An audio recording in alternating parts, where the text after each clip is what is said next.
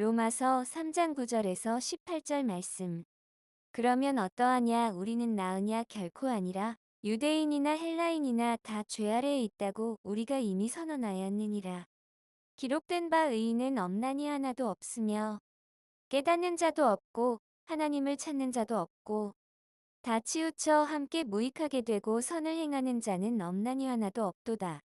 그들의 목구멍은 열린 무덤이요 그 혀로는 속임을 일삼으며 그 입술에는 독사의 독이 있고 그 입에는 저주와 악독이 가득하고 그 발은 피 흘리는데 빠른지라. 파멸과 고생이 그 길에 있어 평강의 길을 알지 못하였고 그들의 눈앞에 하나님을 두려워함이 없느니라 함과 같으니라. 아멘. 누가복음 14장 28절 이하에 보면 예수님이 이런 말씀을 하십니다. 어떤 사람이 망대를 세우고자 한다면 거기 들어가는 비용 그걸 계산해보고 시작하지 않겠느냐. 그리고 또 전쟁을 시작하려면은 자기 군사와 상대방 군사를 파악하고 그리고 승산이 있을 때 전쟁을 시작하지 않겠느냐, 이런 말씀을 하십니다. 그러니까 모든 일에는 어떤 계산을 좀 해봐라, 그런 말씀이죠. 그래서 우리의 영적인 생활에도 좀 이렇게 견적을 뽑아봐야 됩니다. 내가 어떤 존재인지, 또 어떤 능력이 있는지. 바울이 오늘 본문에서 우리들의 그 견적을 바울이 계산해주고 있습니다. 이 로마서는 이제 예수 그리스도에 대해서 설명한 책이죠. 그래서 그리스도가 누구냐 하는 이 그리스도에 대한 설명을 가장 논리적이고 자세하게 설명한 책이 로마서입니다. 자, 그런데 그 그리스도를 말씀하시기 전에 바울이 누구를 먼저 얘기하냐면 우리 인간에 대한 얘기를 먼저 합니다. 왜 그럴까요? 우리가 자기 자신에 대해서 자신의 실체, 자신의 모습을 정확하게 알지 못하면 우리는 그리스도의 은혜가 임해도 그건 모릅니다. 깨닫지도 못할 뿐더러 우리 자신을 모르면은 은혜가 안 된단 말이죠. 우리가 얼마나 가치 없는 존재고 얼마나 타락한 존재인지, 구제불능의 존재인지를 알아야 우리를 구원하신 그 예수님의 은혜가 너무너무 크고 감사하다는 것을 깨닫게 되는 거죠. 예를 들면 이런 겁니다. 수영을 잘하는 사람이 물에 들어갔는데 누가 밧줄을 던져줬어요. 의미가 있습니까? 별 의미 없어요. 그 사람은 헤엄을 치고 나와서 왜 쓸데없이 밧줄은 던져? 이렇게 얘기를 할 거예요. 그런데 수영을 전혀 못하는 사람이 지금 물에 빠졌어요. 막 꼬르륵꼬르륵 물속으로 빠져들어갑니다. 그때 누가 밧줄을 던져줬어요. 그렇다면 그 밧줄은 그 사람에게 어떨까요? 생명의 은인이 되는 거죠. 우리 스스로가 나는 의인이야. 내가 누구 거 도둑질 산 적도 없고 내가 누구를 때린 적도 없고 나는 그래도 깨끗한 사람이야. 이렇게 생각하고 있는 사람에게 예수님의 십자가는 별 의미가 없습니다. 그래서 예수님의 십자가가 우리에게 큰 은혜가 되려면 우리 자신이 어떤 존재인지를 정확하게 알아야 됩니다. 그래서 바울이 오늘 본문에서 바로 이런 존재다라는 것을 설명하고 있는 거예요. 그래서 구체적으로 인간이 어떻게 타락했는지, 어떤 상태에 있는지 그것을 오늘 본문에서 우리에게 설명해 주고 있습니다. 여러분이 오늘 말씀을 들으면서 내가 이런 존재구나 하는 것을 깨달으시면 하나님의 은혜가 더 커질 거예요. 이 은혜가 여러분에게 넘치시길 축복합니다. 우리 한번 따라 하시겠습니다. 모든 인간은 타락한 죄인입니다. 바울은 오늘 본문 10절에서 의인은 없나니 하나도 없으며 라고 선언하고 있습니다. 의인은 없나니 하나도 없다. 자, 이 말씀은 모든 인간이 죄의 지배 아래, 즉 죄의 종으로, 죄의 노예로 살아가고 있다는 말씀이죠. 유대인이나 헬라인이나 아니면 종교적 배경이든지 도덕적 수준이든지 상관없이 모든 사람이 이 죄의 영향력 아래에 있다는 거예요. 유대인들은 이 말을 듣고 발끈했죠. 우리는 선민이고 우리는 율법을 받은 민족인데 왜 우리가 죄인이냐 이렇게. 그러나 성경은 바로 모든 인간이 죄인이라는 것을, 이것은 바로 인간의 실존이라는 거예요. 인간은 스스로 힘으로 결코 의로워질 수도 없고 선을 행할 능력도 없다는 것입니다. 바로 죄라는 주인에게 통제를 받고 있기 때문이죠. 노예는 주인이 풀어주지 않으면 스스로 자유인이 될 능력이 없는 존재입니다. 인간은 하나님께 불순종하고 이 죄의 노예가 되었기 때문에 이 죄로부터 벗어날 수 있는 능력이 스스로에게는 없다는 거예요. 그래서 성경은 모든 사람이 죄인이라고 선언을 하고 있는 것입니다. 우리가 하나님의 은혜를 알려면 자신이 얼마나 타락한 죄인인지를 분명히 알아야 됩니다. 이것을 인정할 때 우리는 하나님의 은혜를 깨닫기 시작하게 될 것이죠. 이 믿음 우리 모두에게 넘치길 축복합니다. 두 번째는 따라 하시겠습니다. 타락한 죄는 구체적인 삶의 형태로 나타납니다.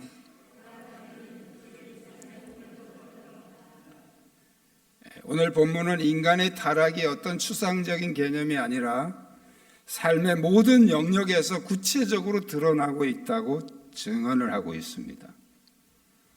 오늘 본문에서 인간의 죄가 구체적인 삶의 형태로 나타나는 세 가지 형태를 밝히고 있습니다. 첫 번째 형태는 영적인 타락입니다.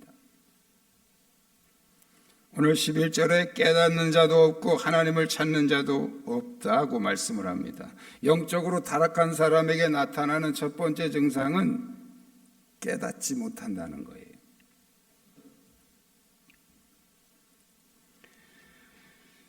인간은 스스로 죄인임을 인식하지 못한다는 거예요. 그래서 이것을 못 깨닫는 사람은 지금 죄인이라 그러면 굉장히 화가 날 거예요. 내가 뭘 잘못해서 나를 보고 죄인이라 그러는가. 영적인 무지 때문입니다. 영적으로 타락한 사람의 두 번째 증상은 하나님을 찾지 않는다는 거예요.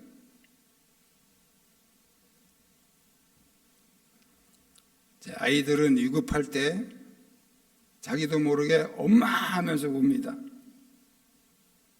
사람은 위급할 때 본능적으로 하나님을 찾게 되어 있습니다. 그런데 하나님을 찾지 않죠. 영적으로 타락했기 때문이죠. 영적으로 타락한 사람들은 하나님을 찾지 않습니다. 그래서 엉뚱한 우상과 미신을 찾는 것이죠. 이처럼 모든 사람은 영적으로 타락했다. 두 번째 타락은 인격적인 타락입니다. 오늘 본문에 이렇게 말씀하고 있습니다. 저희 목구멍은 열린 무덤이요 혀로는 속임을 베풀며 입술에는 독사의 독이 있다. 13절이죠. 하나님이 인간을 창조하실 때 하나님의 형상대로 지으셨다 그랬어요. 그럼 그 하나님의 형상이 어떤 한 가지를 말하는 게 아니죠. 첫 번째 형상은 바로 하나님의 영입니다. 우리 안에 영을 주셨다는 거예요. 이 영이 하나님과 같은 그런 형상이라는 것. 이것은 하나님의 본질적인 형상을 말합니다. 그런데 또 하나 인격입니다.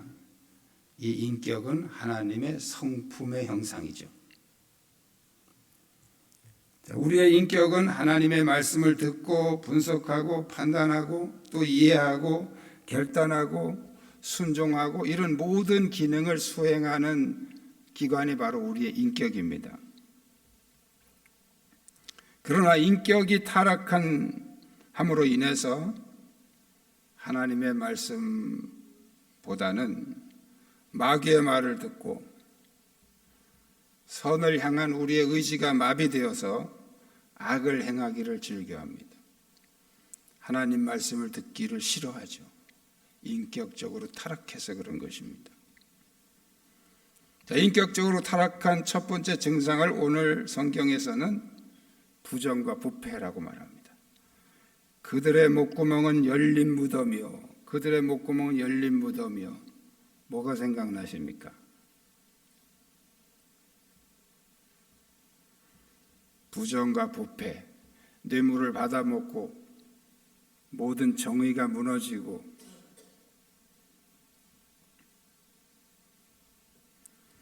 인격이 타락하면 부정과 비리를 일삼으면서도 양심의 가책을 느끼지 않습니다. 느끼더라도 무시해버리죠. 왜? 내가 더 큰 이익을 얻으려고.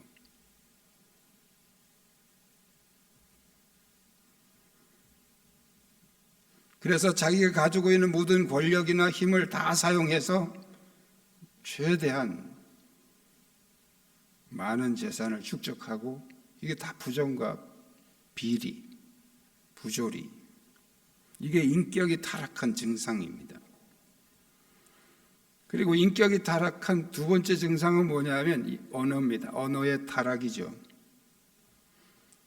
오늘 본문에서는 언어의 세 가지 증상, 타락한 언어의 세 가지 증상을 말합니다. 첫째는 거짓말, 그 다음에 저주, 악독한 말. 그 사람의 언어는 그 사람의 인격입니다. 그 사람의 인격의 수준만큼 그 언어의 수준이 나옵니다. 그래서 그 사람이 하는 말의 수준을 들으면 이 사람의 인격이 이 수준이구나, 그거를 알 수가 있죠. 자, 그건 제 말이 아니고 마태복음 12장 34절 35절에 나옵니다. 혹시 방송실 띄워주실 수 있나요? 예, 마태복음 12장 34절 35절 우리 같이 합독하겠습니다. 시작. 독사의 자식들아, 너희는 악하니 어떻게 선한 말을 할 수 있느냐? 이는 마음에 가득한 것을 입으로 말함이라. 선한 사람은 그 쌓은 선에서 선한 것을 내고 악한 사람은 그 쌓은 악에서 악한 것을 내느니라. 아멘. 너희가 악하니 어떻게 선한 말을 할 수 있느냐? 이는 마음에 가득한 것을 입으로 말한다. 그래서 선한 것을 쌓은 사람이 선한 말을 내고 악한 것을 쌓은 사람이 악한 말을 낸다. 마음에 가득한 것, 다른 말로 하면 인격에 가득한 거예요. 그 사람이 지금까지 쌓아놓은 그 인격, 그 수준, 거기에서 그 수준의 말이 나온다는 거예요. 선한 말을 해서 선한 사람이 되는 게 아니에요. 선한 사람이 돼야 선한 말을 한다는 거죠.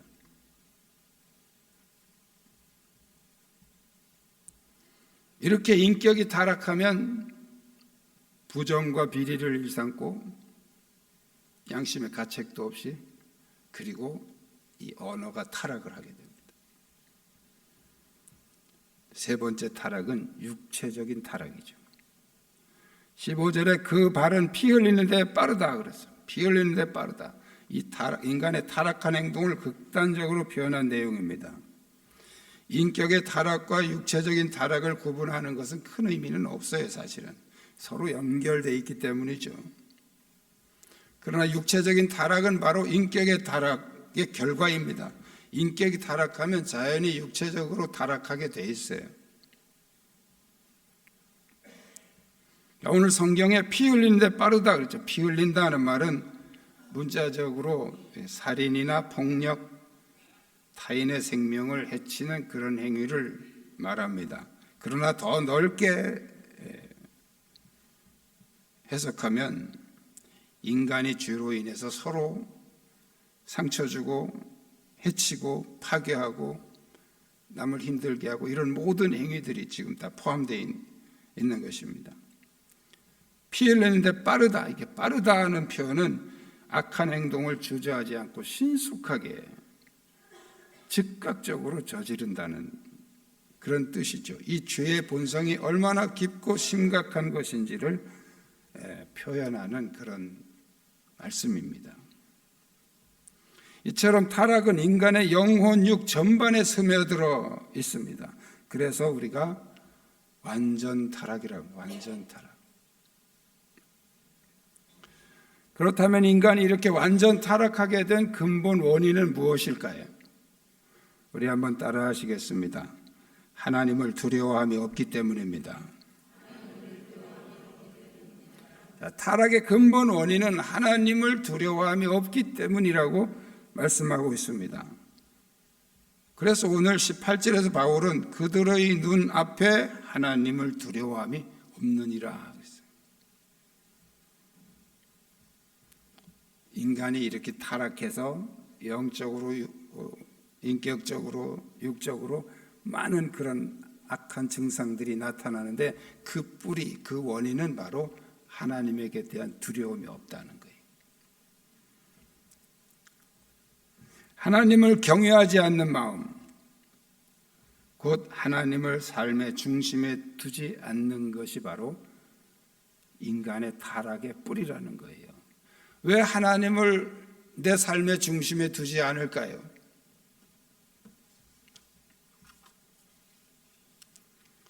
이유는 하나입니다. 내가 왕이 되려고 그러는 거예요. 하나님을 왕으로 모셔야 되는데 통제받기 싫어요. 왜? 내가 왕이 되고 싶어서 그런 거죠. 하나님을 나의 삶의 중심에 두지 않는다는 말은 다른 말로 하면 내가 나의 삶의 중심에 내가 왕이 되어 있다는 거예요. 그것 때문에 사람들은 하나님을 싫어합니다. 제가 종종 말씀을 드리지만 왜 사람들이 이렇게 우상숭배에 빠지느냐? 우상숭배는 내가 왕이 되는 거예요. 내가 신을 통제하는 거예요. 그래서 내가 원하는 대로 깎아 세워놓고 내가 원하는 것만 너는 주면 된다. 그래서 거기다 대고 내가 원하는 것 줘라. 비는 거죠. 그러니까 내 마음대로 마당에 세워놔도 아무 말도 안 하지. 방구석에 세워놔도 아무 말도 안 하지. 뭐 내 하고 싶은 대로 해도 이 우상은 뭐든지 그냥 오케이. 가만히 있는 거예요. 그러니까 사람들이 우상을 좋아하는 거예요. 우상을 우리가 섬긴다고 사람들은 말하지만 섬기는 게 아니에요. 지가 우상을 통제하는 거지. 지가 왕이 되는 거예요. 자기가 왕이 되는 거예요. 그래서 사람들은 이 우상에 자꾸 매력에 빠지는 것이죠. 결국 이 타락의 근본 원인은 자기가 삶의 주인이, 자기가 자기 삶의 주인이 되면서부터 타락하게 되는 것입니다. 이로 인해서 인간은 교만과 방종에 빠지게 되는 것이죠. 하나님 앞에 겸손하게 서지 않는 인간, 하나님을 두려워하지 않는 인간에게는 소망이 없습니다. 하나님을 경외하고 여러분의 삶의 중심에 하나님을 주인으로 모시기를 주님의 이름으로 축복합니다. 자기가 어떤 존재인지를 알지 못하면 우리는 그리스도를 깊이 알 수 없습니다. 자기가 얼마나 형편없는 존재인지 깨닫는 만큼 우리는 하나님의 은혜를 더 크게 느낄 수 있습니다. 성경은 인간을 스스로 구제받을 수 없는 완전 타락한 존재라고 말씀하고 있습니다. 우리가 겸손해야 하는 이유는 바로 우리의 내면을 알고 보면 너무나 형편없는 존재이기 때문이죠. 또 우리가 그리스도를 더욱 의지해야 하는 이유는 바로 주님 아니면 우리는 스스로 구원받을 수 있는 가능성이 1도 없기 때문에 그렇습니다.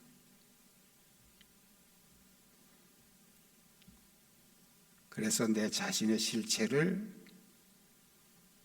깊이 깨닫고 알게 되면 우리는 하나님의 은혜를 간절히 사모하게 되고 그 은혜가 우리 안에 들어올 때 우리는 크게 감사에 영광 돌리게 되는 것이죠. 이 은혜가 여러분 모두에게 넘치시길 축복합니다. 기도하시겠습니다.